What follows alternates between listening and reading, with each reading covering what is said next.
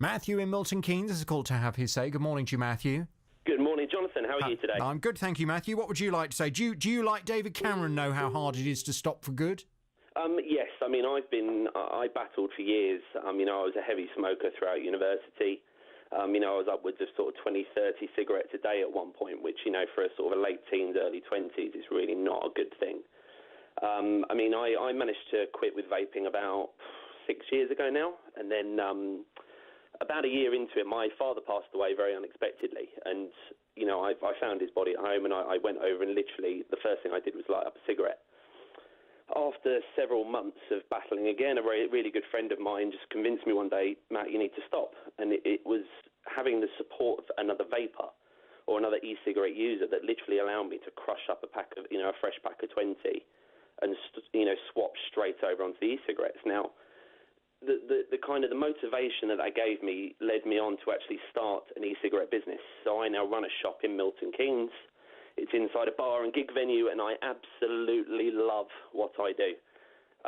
It just gives me such a wonderful sense of pride seeing, myself and my staff convincing so many people to make this positive change in their lives, to ditch the stinkies, as we call them. Yeah, well, and if you're helping people to stop smoking, that's great. Although I am seeing an increasing number of young people with these electronic cigarettes, and that makes me sad because they're obviously looking at that as the latest thing to do. When I was a kid, we used to smoke behind the wall at school.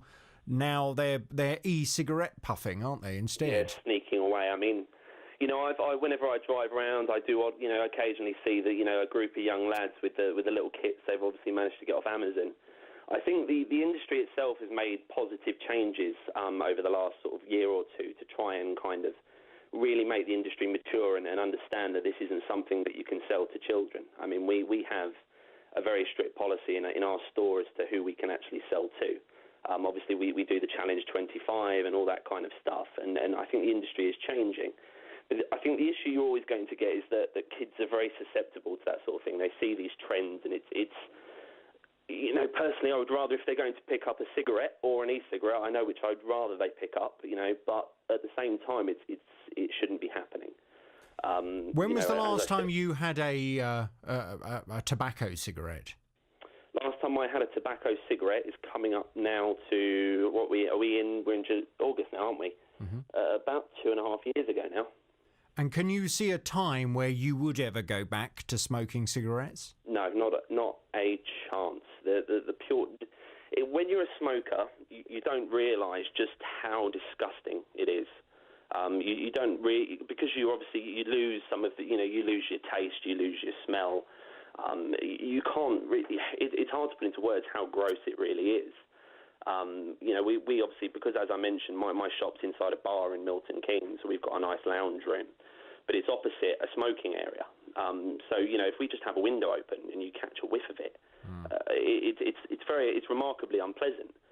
And I think just going back to what your previous caller was saying about how easy it is for people to give up and how it. You can't just say be strong and have the willpower because, everybody's different. And I see e-cigarettes as more of a journey than anything else.